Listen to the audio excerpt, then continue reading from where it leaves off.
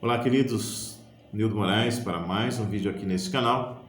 Antes eu quero agradecer a você que tem curtido, compartilhado o nosso vídeo, o nosso conteúdo. Quão satisfatório é saber que esse conteúdo tem sido relevante para você. Se esse conteúdo faz sentido para a sua vida, continue compartilhando para que outras pessoas possam ter acesso também a uma mensagem que em algum momento da vida dessas pessoas esse conteúdo possa ajudá-las de alguma forma. Caso você ainda não seja inscrito nesse canal, convido você a clicar aqui embaixo, inscreva-se no nosso canal, ative as notificações e a cada vídeo novo você será informado. No último vídeo nós falamos sobre aprender a dizer e a ouvir não, sobre a rejeição emocional e sobre a resiliência, que é, apesar das dificuldades, você superar e seguir em frente. O vídeo de hoje tem um contexto histórico muito bacana, por isso, vamos para o vídeo.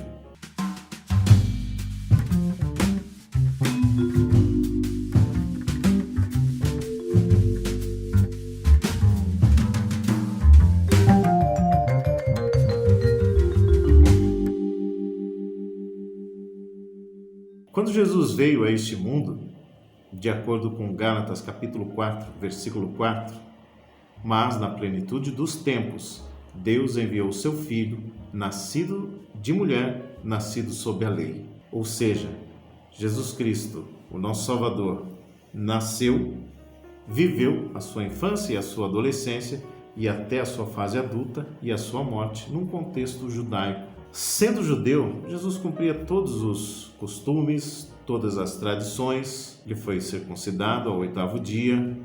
Existe uma passagem nos evangelhos onde aos 12 anos ele foi até o templo. Hoje, a partir dos 13 anos, existe o Bar Mitzvah, que é o batismo, a passagem do judaísmo da fase da adolescência para a fase adulta. É onde ele pode, então, a partir desse momento, tomar as suas decisões, ou seja, ele vira um homem a partir dos 13 anos, a partir do seu batismo, onde ele poderá ler, por exemplo, a Torá, que é a base das leis do judaísmo. A Bíblia hebraica, também conhecida por nós como Pentateuco, são os primeiros 5 livros da Bíblia, escritos por Moisés: Gênesis, Êxodo, Levíticos, Números e Deuteronômio. No capítulo 6 do livro de Deuteronômio, tem uma passagem muito importante para o contexto judaico. Eu gostaria de ler com você. E essas palavras que hoje te ordeno entrarão no teu coração e as ensinarás aos teus filhos, e delas falarás assentado em tua casa e andando pelo caminho e deitando-te e levantando-te. Ou seja, as tradições eram passadas dos pais para os filhos. Em outras versões diz: tu as inculcarás nos teus filhos. Eles eram ensinados em todas as tradições desde a sua infância. E não foi diferente com o nosso Salvador Jesus Cristo. O povo judaico foi o povo escolhido por Deus para pregar o Evangelho, para que as outras nações soubessem que existe um Deus, Yahvé, Jeová. O nome Jeová, o nome verdadeiro de Deus, as 4 letras, o tetragrama do Aleph Bet, que é o alfabeto hebraico. Existe uma grande discussão sobre o verdadeiro nome de Deus, porque na época não se tinham as vogais, ou seja, só tinham as consoantes, e a pronúncia correta do nome de Deus ela se perdeu no decorrer do tempo. Existe até um grupo de pessoas que dizem que sabem como pronunciar o nome de Deus, mas o nome de Deus é impronunciável. Dentro desse contexto, isso foi criando no povo judeu um certo exclusivismo. Até os dias de hoje, não existe o proselitismo no povo judeu. O que seria o proselitismo?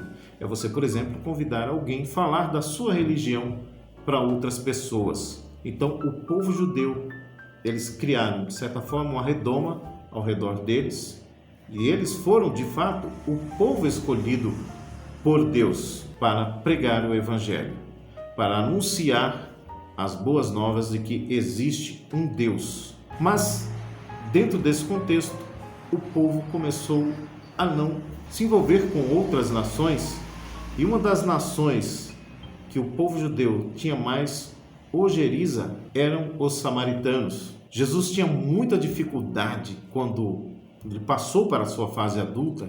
Jesus agia totalmente ao contrário do que a tradição e do que os judeus foram ensinados. Existiam muitas leis na Bíblia hebraica. O judeu médio ele conta cerca de 613 leis. Lá em Gênesis, por exemplo, quando Deus disse: crescei e multiplicai-vos, já contavam 2 leis.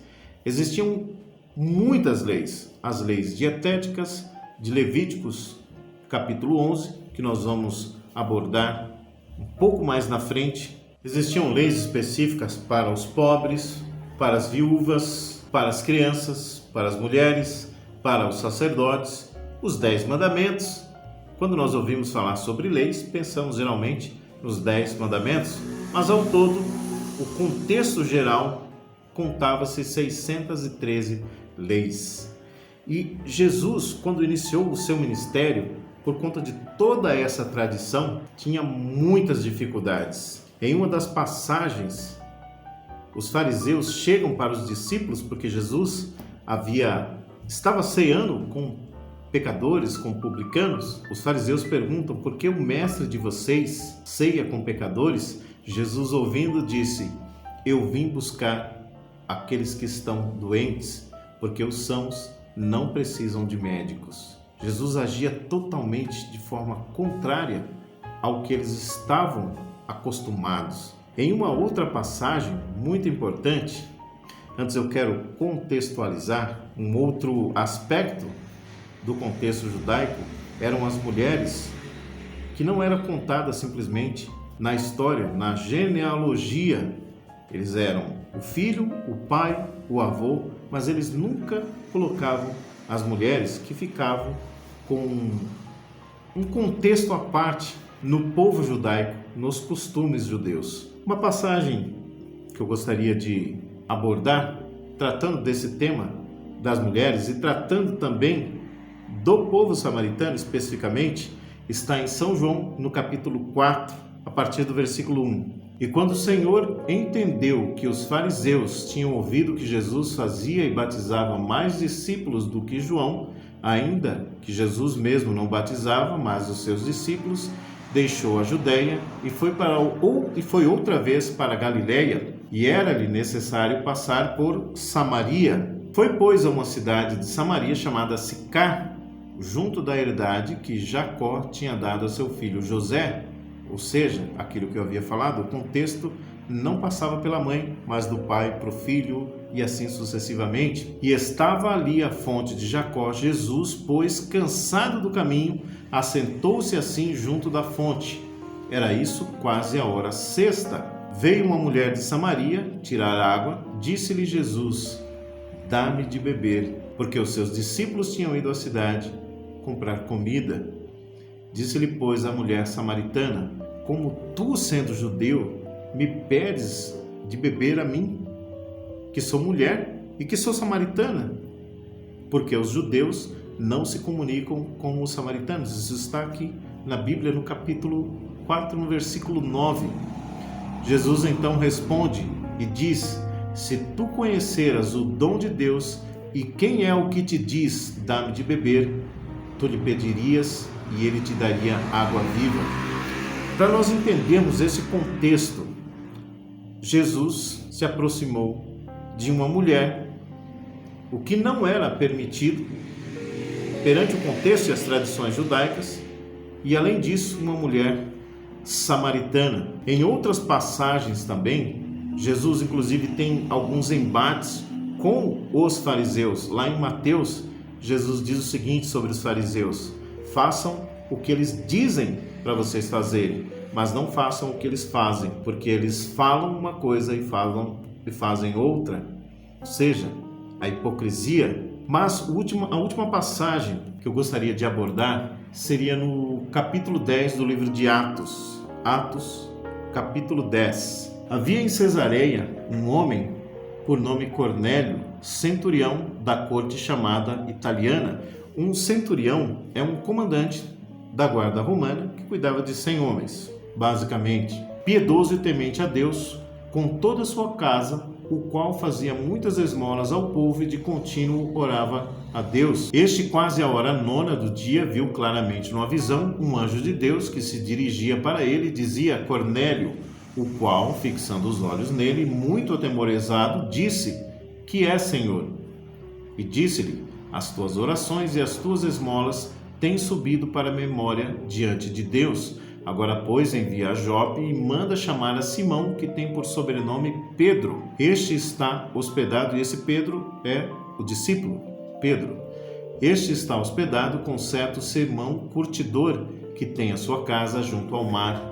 Ele te dirá o que deves fazer. E retirando-se o anjo que lhe falava, chamou 2 dos seus criados e um piedoso soldado dos que estavam ao seu serviço, e havendo-lhes contado tudo, os enviou a Jope. E no dia seguinte, indo ele seu caminho, e estando já perto da cidade, subiu Pedro ao terraço para orar, quase à hora sexta. Então, contextualizando, existia um centurião de uma outra nação, e nós já entendemos que ao judeu não era permitido conversar com outras nações, eles não tinham proselitismo, eles não estavam cumprindo aquilo que eles foram convidados, chamados, eleitos a fazer.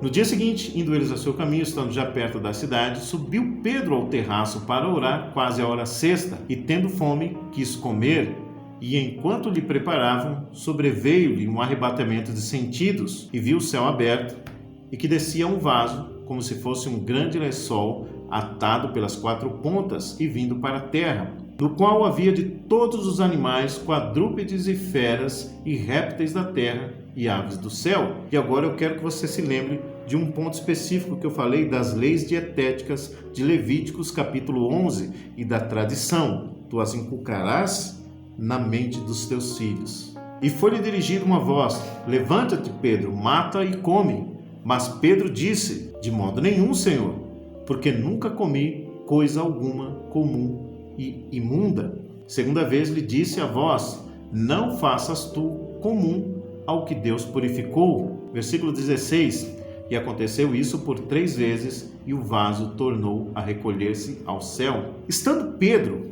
duvidando entre si acerca do que seria aquela visão, eis que os homens que foram enviados por Cornélio pararam à porta, perguntando pela casa de Simão, e chamando, perguntaram se Simão, que tinha por sobrenome Pedro, morava ali. E pensando Pedro naquela visão, disse-lhe o Espírito: eis que 3 homens te buscam. Levanta-te, pois, desce e vai com eles, não duvidando, pois eu os enviei. E descendo Pedro para junto dos homens que lhe foram enviados por Cornélio, disse: eis que sou eu a quem procurais, qual é a causa de estarem aqui? E ele então conta a história de Cornélio, do seu chefe. O que é mais interessante é o contexto que nós viemos fazendo desde o início do vídeo, como o povo judeu era criado, como eles não se juntavam a nenhuma outra nação, e o ponto principal do vídeo é: Deus não faz acepção de pessoas. Não importa se você é branco, se você é amarelo, se você é negro, se você é de qualquer raça.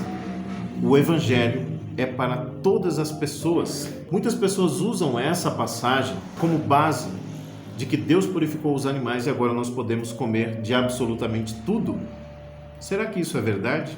Será que o texto está dizendo isso? Convido você a, sempre que você for ler algum livro ou entrar em um mundo que você ainda não conheça, caso você tenha alguma ideia pré-concebida, que você tire tudo isso. Porque muitas vezes nós vamos encontrar no texto algo que não está escrito. Vamos entender o que quer dizer verdadeiramente esse texto? A partir do versículo 28. Vós bem sabeis que não é lícito a um homem judeu ajuntar-se ou achegar-se a estrangeiros, mas Deus mostrou-me que a nenhum homem chame comum ou imundo. Era simplesmente isso. Todo esse contexto histórico, toda essa barreira criada, serviu para mostrar: Deus utilizou algo que para Pedro, ele foi ensinado desde criança: não se alimente dessas carnes ou de qualquer alimento que era considerado imundo. Deus utilizou simplesmente dessa visão, porque ele sabia que se esses homens chegassem sem antes Deus ter preparado isso, mostrado para Pedro que o evangelho seria para todos, para os gentios, para os gregos, para mim e também para você. Que esse vídeo possa ter feito, pelo menos acrescentado conhecimento para você. Desde já eu peço mais uma vez, você curta e compartilhe esse vídeo. Que Deus te abençoe e te abençoe ricamente. Um grande abraço e até o próximo vídeo.